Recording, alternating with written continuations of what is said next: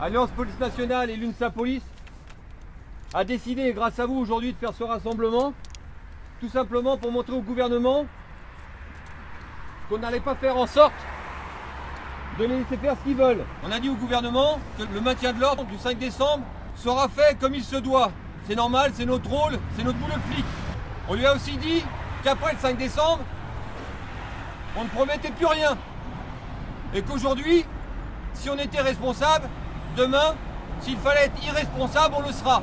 Tout simplement parce qu'aujourd'hui, on n'est pas entendu, notamment sur nos retraites. Il est hors de question de brader quoi que ce soit. Le dossier, il est assez simple, c'est la sauvegarde du statut spécial du policier et donc la sauvegarde de notre système de retraite. Quand on est dans la police, généralement, on part à 57, 58 ans.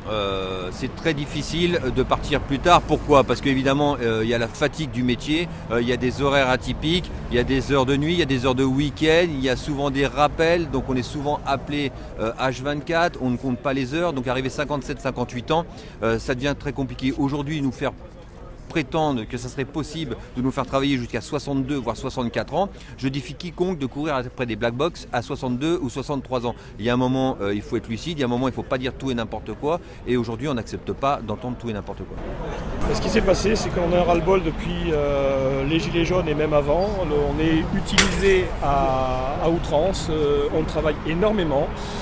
On a aussi pas mal de blessés chez nous, donc ce qui fait que les effectifs ne sont pas extensibles. Et surtout, c'est qu'on voit que pour la retraite qui va arriver, on est un service spécialisé avec une retraite spéciale. Et le gouvernement veut faire comme tout le monde, c'est tout le monde dans le même pot. On ira jusqu'au bout. S'il faut mettre, excusez-moi l'expression, tout en croix, on le fera. Et donc, si rapport de force il doit y avoir, il ne faudra pas s'étonner qu'il faudra faire appel de plus en plus souvent aux gendarmes parce que les CRS ne répondront peut-être pas toujours présents comme ils l'ont toujours fait.